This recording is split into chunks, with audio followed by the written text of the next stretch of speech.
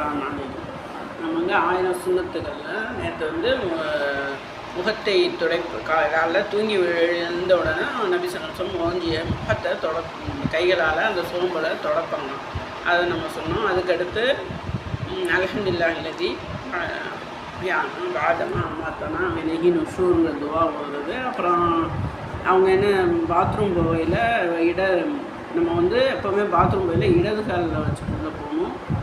வெளியே வரும்போது வலது காலை வச்சுக்கணும். உள்ளுக்குள்ளே போகும்போது அல்லாஹும்ம இன்னி அஊது பிக மினல் குபுஸி வல் ஹபாயிஸி அப்படிங்கிற துவாவை ஓதணும். அது ஒரு சுன்னத்து. உள்ளே போவோம். நம்ம வந்து நான் தூங்கி எழுந்திரிச்சோன்னா நபி ஸல்லல்லாஹு அலைஹி வஸல்லம் பல் துலக்குவாங்க. அப்போ வந்து தண்ணியை தொடுறதுக்கு முன்னாடி நம்ம கைகளை கழுவிக்கிறணும். அப்புறம்தான் தண்ணியோட அந்த பாத்திரத்தை தொடணும் அப்படின்னு 3 முறை கழுவிக்கணும்னு சொல்லியிருக்காங்க. அப்புறம் வந்து நாசிக்கு தண்ணீர் மூக்கில் வந்து நாசிக்கு தண்ணீர் செலுத்தியிருக்காங்க. அது நல்லா தண்ணி ஊற்றி கழுவியிருக்காங்க.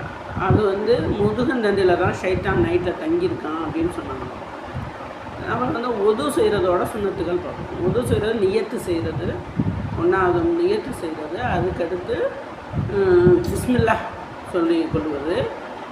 அதுக்கடுத்து 3வது என்னென்னா நம்ம கைகளை மணிக்கட்டு வரை 3 முறை கழுவுவது, முகத்தை 3 முறை கழுவுவது, கை கால்கள் எல்லாத்தையுமே 3 முறை கழுவுனாங்க.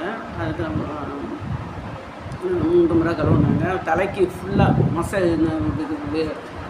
ஃபுல்லாக அப்படி செஞ்சு திரும்ப இப்படி கொண்டு வருவாங்க. தாடியை கோதி விட்டு, அடைந்த தாடியில் கோதி விட்டு அதை கோதி விட்டுறது, தொடர்ச்சியாக செய்வது. அது கரெக்டான அந்த முறைப்படி முதல்லேருந்து முகத்தை கழுவுறது, அப்புறம் கை கழுவுறது, கால் கடைசியில் அப்புறம் கால் கழுவுறது. இது அதை காயிற முன்னாடி செய்கிறது.